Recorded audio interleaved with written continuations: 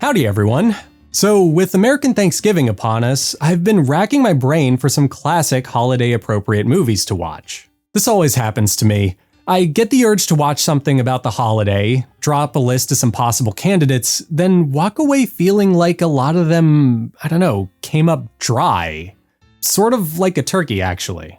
And while I was going through those exact motions a few weeks ago, I just so happened to do one of my annual Back to the Future rewatches. Now, if you don't know me, Back to the Future is arguably my favorite mainstream Hollywood film. I watch it once or twice a year, it's on my Letterboxd top 4, and it's the bedrock of my relationship with my late great best friend Mike.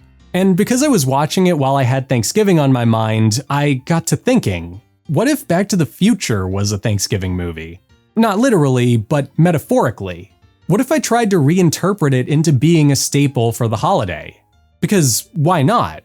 It's not like there are that many good Thanksgiving movies out there. Certainly not as many as there are for Halloween or Christmas. So wouldn't it be cool to have another one to throw on while everyone tries to avoid talking about politics this year? Not to mention, I think there's something valuable about doing an exercise like this. In fact, if you like talking about movies, it may be one of the best things you can do to improve your enjoyment of them.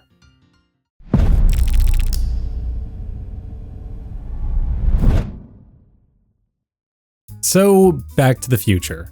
I'm not going to go crazy sharing a synopsis about it since it's such an iconic movie, but in its simplest terms, it's about family, actualization, and recontextualization.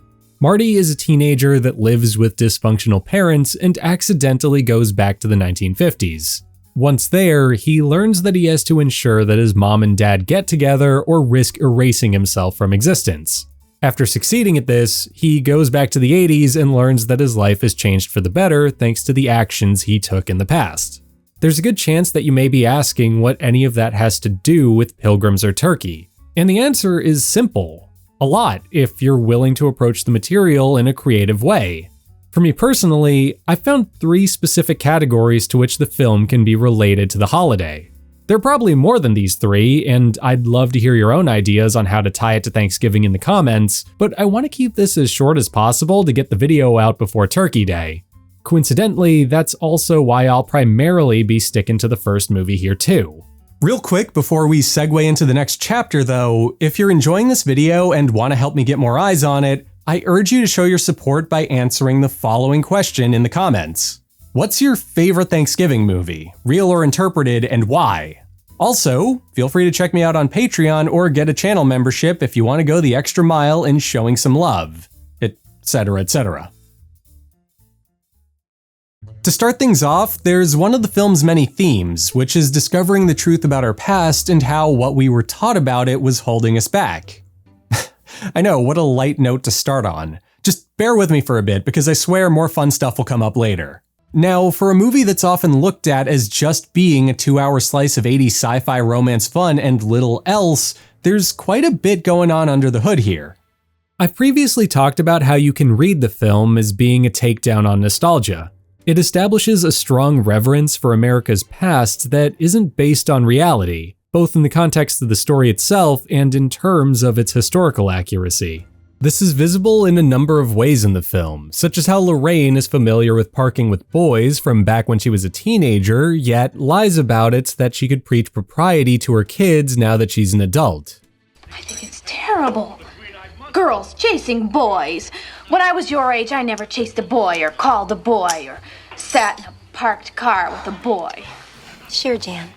The past isn't remembered fondly by the characters so much as they remember parts of it fondly. For many of the characters in the present, there isn't that much nuance when it comes to looking at the past. They know what happened and why, yet can't or won't explain the minutiae behind those things. We never see these characters stop and ask very obvious questions about their surroundings and the people nearby. The clock tower stopped working 30 years ago because it got struck by lightning. Well, why wasn't it repaired? Hill Valley looked like it was a fairly well-off area back in the day, so couldn't it have been replaced or fixed? Why wasn't Biff carted away for what he tried to do to Lorraine? More importantly, why are Marty's parents seemingly so cool about it 30 years later? Yeah, Biff, what a character. Like, dude, what the hell are you talking about? You saw what Biff tried to do to your wife. The point I'm trying to make with these examples is simple. Back to the Future establishes a clear disconnect between the past and present. The past is romanticized as a squeaky clean, distant land or as a convenient story its characters look back on. But once we go back to the 50s with Marty and see it for what it is, we discover that there's a lot of context that's missing from those stories. You know, like the type of birds George was watching from the tree, or the details about him being a burgeoning writer who was too afraid to ever take a chance on himself. As for what that has to do with Thanksgiving, I mean, do I really have to say it? Like, do you honestly need me to explain how the holiday has been so romanticized in American culture that it's lost some very important historical context in the process? Because not only will I do it, but I'll read you a direct quote from one of the people who have had to deal with the repercussions of it for their entire life. To quote Dr. Kelly Mosteller, director of the Citizen Potawatomi Nation's Cultural Heritage Center, Thanksgiving disregards the centuries of brutality against Native Americans and chooses to take this one tiny snapshot. And in the world of social media, it puts all the pretty filters on it so that it doesn't look the way it truly did. There's a lot we can point to when it comes to the ways Thanksgiving has been simplified over the years, such as how American kids are taught that Native Americans joined the Pilgrims to celebrate surviving their first harvest in the New World. Which is true, but only in the Anakin Skywalker was killed by Darth Vader way. So what I told you was true, from a certain point of view. A certain point of view? In reality, the Wampanoag Native Americans were there because they heard the Pilgrims firing their guns in the air. They came prepared for a battle and only ended up staying when they realized that one wasn't going to happen. There's also more to the narrative that Squanto and his fellow men taught the Pilgrims how to farm in America than meets the eye. They didn't do that out of the kindness of their hearts. It came out of self-preservation. Previous traders and fishermen from Europe had wiped out massive chunks of the Wampanoag population through the introduction of illnesses that had never been on the continent before. As for the ones that didn't die from these plagues, a number of the men were taken as slaves while many of the women were taken advantage of. Don't get me wrong, the evils at work there are incomparable to what's on display in the lighthearted comedy this video is about. That isn't lost on me. But it's fascinating that we can pick at and compare similar disillusionments of truth between them. Both the story of Thanksgiving and the version of his family history that Marty got told reflect a brightening up of something more complicated than anyone was willing to acknowledge it was. The portrayal of Hill Valley in the 50s was painted with the thinnest of brushes. A lot of the negative qualities from the era are either conveniently absent from Hill Valley or get swept under the rug with a quick line or two. Racism does get depicted, but in a very mild, we need this to be PG kind of way. Hey, beat it, this don't concern you. The impending threat of nuclear war gets reduced to a few punchlines. Listen, you gotta help me. Stop, will be dead! And that oh-so-50s boys-will be boys male chauvinism gets diluted into a single character. You know, you've been looking for a... And damningly, one who commits SA but never seems to face serious legal repercussions for that action. Yeah, Biff, what a character.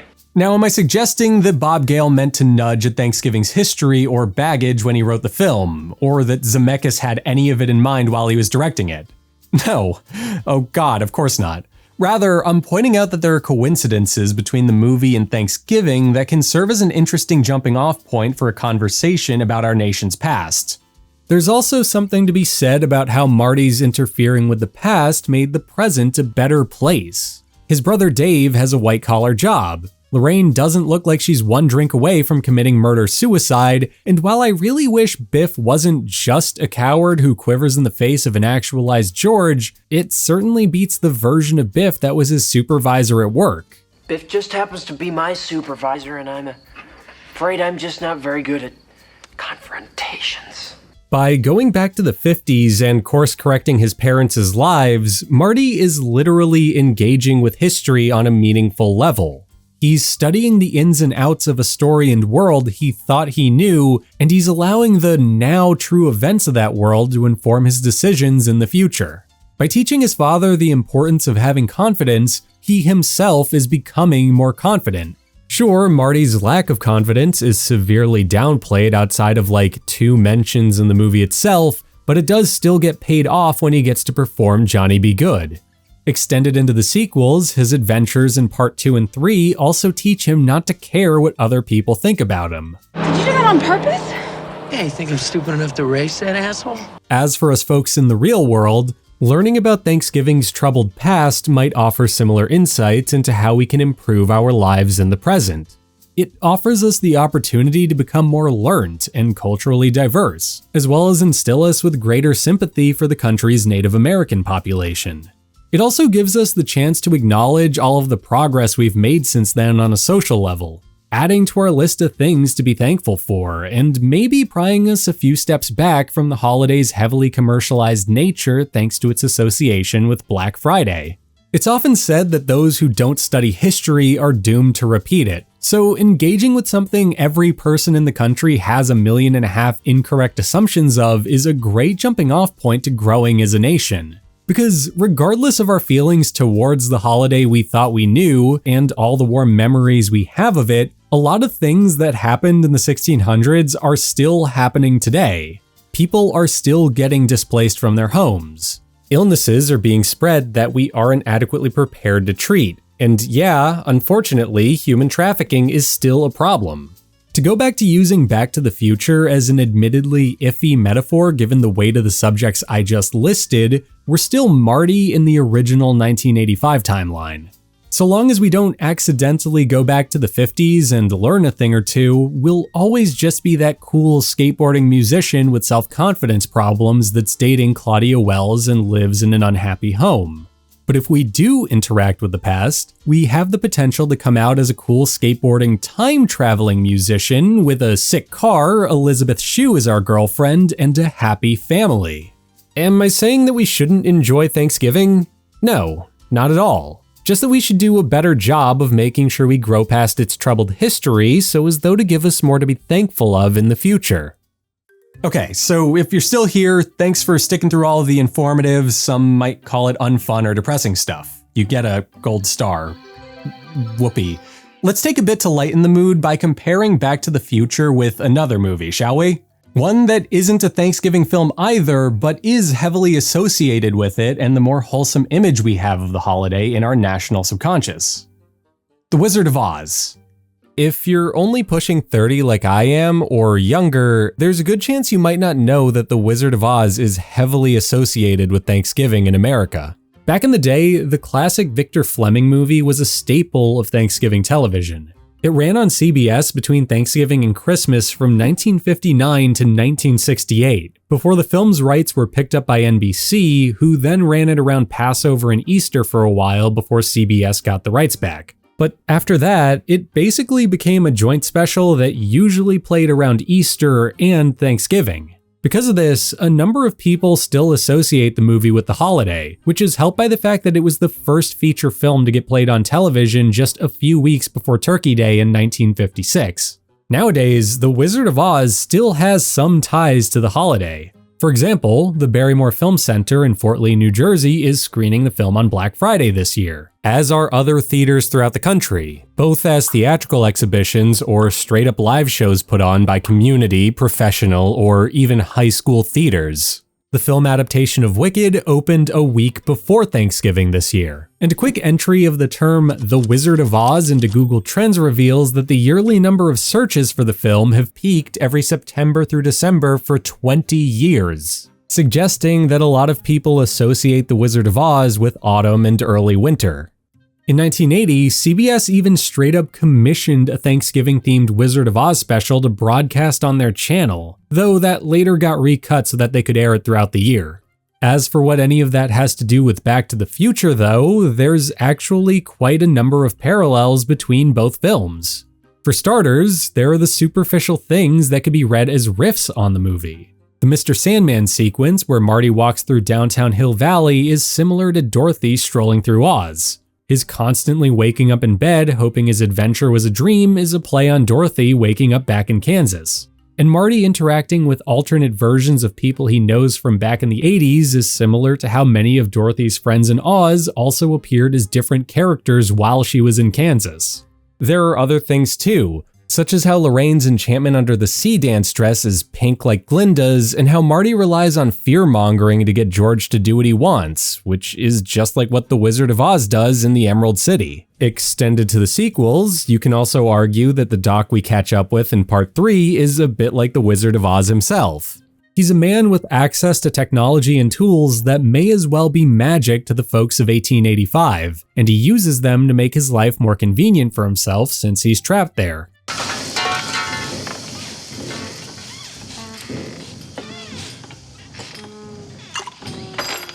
Iced tea? No, thanks. It's a refrigerator. The comparisons go far beyond simple parallels too. Both films are ultimately stories where a normal person acts as an audience surrogate while they go on a journey through a world they don't belong in. And through their adventure, they connect with characters that teach them how to be grateful for all the things they have back home. It's simple stuff, and their relationship to Thanksgiving is tenuous at best, but it's close enough to feel compatible with what we associate with the holiday these days. The current pop culture version of Thanksgiving is all about coming together with your family and expressing gratitude for your health and having each other in your lives, which is embodied in things like Dorothy proclaiming that there's no place like home, or Marty saying that things are great when he's back in 1985. There's also the fact that several of the people Marty crosses paths with are comparable to Dorothy's friends in Oz. They each exhibit traits and quirks in their arcs that make them out to be his lion, his scarecrow, and his Tin Man. George is a total cowardly lion. He's got a mean enough hook that the first draft of the movie had him go on to become the middleweight champion of the world in 1963. But he's also shy, lovable, pushover George McFly. Doc Brown is our scarecrow in need of a brain. He's a genius in the 1950s who hasn't made a working invention yet. But as we know through Marty, he's eventually gonna invent a working time machine. However, as far as Hill Valley is concerned, up to the day he unveiled the DeLorean, mind you, he's a crackpot scientist that should be avoided at all costs. This so-called Dr. Brown is dangerous. He's a real nutcase. You hang around with him, you're gonna end up in big trouble. Oh yeah, and just for funsies, him and the Scarecrow also both brandish revolvers in their movies. As for our Tin Man, we actually have two options there. The first is Marty himself. The DeLorean he drove to the decade is already the same basic color as the character, and the Tin Man's search for a heart has a strong emotional component to it that's comparable with the perspective Marty got from spending time with his parents as teenagers. Alternatively, you could argue that Lorraine is the Tin Man. The heart she's looking for isn't something that refers to feelings of admiration or perspective on her life, it's love. She's that classic country song looking for love in all the wrong places by pursuing Marty when she should have really been trying to pull George's McFly down. Most importantly, and just like in The Wizard of Oz, each of these characters learn that they had the very thing they were looking for inside them all along. All they had to do was have a little self-confidence and tap into their God-given talents a bit. You know, if you put your mind to it, you can accomplish anything. George could have laid Biff out in a single haymaker ages ago. Doc was always a genius and just needed to wait for one of his inventions to work out. And Marty and Lorraine always had their hearts in the right place. They just needed a push in the right direction to realize what was standing right in front of them. Each of these characters, except maybe Lorraine, had to reflect on themselves in order to come out the other side of things as better, happier people. As we step away from The Wizard of Oz though, it's also worth taking the time to draw a few connections between Back to the Future and the iconography of Thanksgiving itself. Because while it's true that Hill Valley doesn't look like the sort of place we associate with autumn, that's obviously Stars Hollow from Gilmore Girls, I mean, come on, look at it. That doesn't stop it from tapping into Americana imagery that's similar to what we typically associate with the holiday.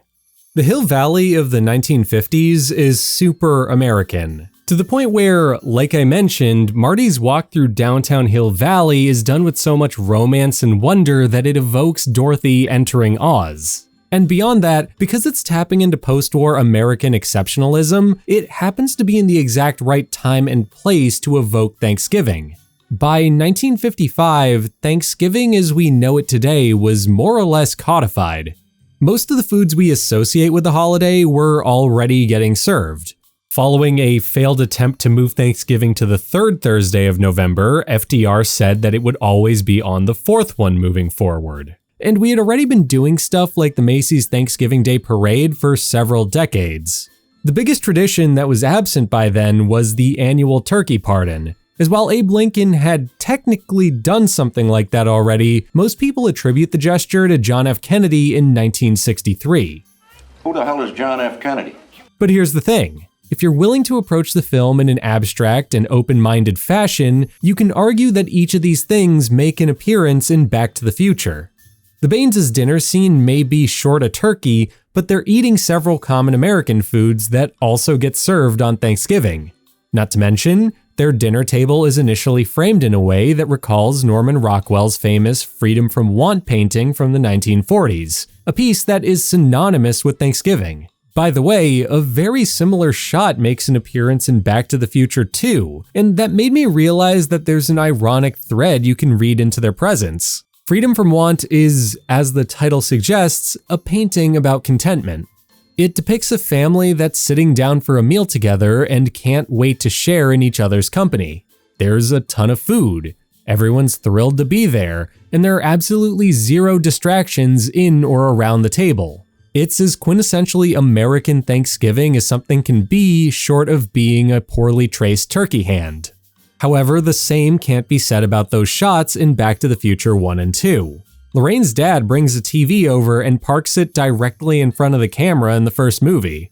It sits as a barrier between us and the characters, interrupting what could have been a lively conversation with a younger version of Marty's family. The presence of a television corrupts the potential for any communication between them by drawing their attention to an episode of The Honeymooners, just as how the same thing happened back in the 1980s at Marty's house. And this gets taken to the next level in the second movie. A similar shot crops up, and we see that Marty and his mom are the only people talking to each other there, as Marty's kids have a pair of would-be Apple Vision Pros stuck to their faces. In both cases, there's little conversation of substance happening, and consumption is pushed to the forefront of the composition. A TV blocks the bottom part of the frame in the first movie, and the glasses worn by Marty's kids in the second one obscure their faces. While the third movie never goes as far as recalling the shot directly, it's also worth noting that the most productive and hospitable dinner scene happens in that one too, in a time and place where the biggest distraction at the dinner table is a glass of dirty water or some buckshot in Marty's meal. As for some of the other Thanksgiving hallmarks I listed, while the movie never actually takes place on the holiday, Marty's adventures in the 50s do all happen in early November. His walk through downtown Hill Valley has him taken in the many sights and sounds of the era in a way that allows the film and its audience to revel in and celebrate the hallmarks of the decade, working as an informal parade of sorts. Similarly, his chase through town on the skateboard brings everyone at Lou's Cafe to the windows to watch him go through the town. I mean, the guy even straight up waves at people while he does it. These may not be real parades, but they get at the core of what parades are all about. People taken in their surroundings in a celebratory or impressed way. As for the turkey pardon, there may not be a real one in any of the movies, but there is Biff, and that's gotta count for something. That was wordplay. You get it? Turkey. Biff. I'm calling him a moron. Now why don't you make like a tree and get out of here? It's leave, you idiot. Make like a tree and leave. You sound like a damn fool when you say it wrong. All right then, leave! In all seriousness, the comparison almost works if you consider the implications of a turkey pardon. There isn't any deep reason for the president to do this every year. It's just something that happens. The President of the United States pardons a random turkey from death every year, with pardon doing a lot of the heavy lifting there since it implies that the turkey somehow committed a punishable offense and is being forgiven for it. Which, unless the turkey happened to be the ones from Season 1 of South Park or its 90s video game tie-in, makes no sense. It does, however, kinda describe what happens to Biff by the time Marty gets back to 1985. Despite everything he's done to George and Lorraine in high school, which obviously includes the essay, he's still a part of their lives. More than that, and in direct contrast to how George felt about him in the original timeline, they don't even mind him. Yeah, Biff, what a character. He's just sorta there, forgiven for all the horrible stuff he's done to them. The connections between Back to the Future and Thanksgiving don't have to stop there either. For example, Marty's journey in the movie has a few elements that remind me of the sanitized, elementary school-friendly story we were taught about the Pilgrims. Sure, he didn't cross the Atlantic on the Mayflower so that he could practice religious freedom in the New World, but he was a fish out of water in a place he didn't understand and that lacked many of the niceties he knew from 1985. Marty also had to rely on the hospitality and kindness of a person from that world to save himself from certain doom, with his plan to get his parents together being his metaphorical harvest. Additionally, if you want to tie things to the Mayflower a bit, there's the fact that everyone he ran into mistook his vest for being a life preserver, which implies that they assumed he came from the sea. Even the generally hopeful tone that the movies themselves have feels right at home with the holiday. While the third movie is very explicit in stating that the future is whatever we make of it, the general sentiment at play there has existed since the first movie. It's the idea that if Put your mind to it, you can accomplish anything. which is a perfect fit for a holiday that many Americans are taught represents people coming to the country and laying down some roots. It's emblematic of the message that people came to North America to improve their lives because they saw infinite potential waiting for them here. Which brings us to an ever so important follow-up question. Why should we allow Back to the Future to be a Thanksgiving movie anyway? Thankfully, the answer is really simple. Why not? Like, seriously, why the hell not? I've already said this at the top of the video, but it bears repeating. Just how many classic Thanksgiving movies are there when you compare it to Halloween or Christmas? Not that many, right? And more often than not, many of the movies we associate with the holiday aren't even explicitly about it anyway. They just feature it during a scene or two. Boy, it's Thanksgiving. I got a turkey in the oven. You want the bird? Go in the alley and eat the bird. Oh. So wouldn't it be nice to allow another film into that coveted list in the same way that many folks have let The Wizard of Oz become a Thanksgiving/Easter movie?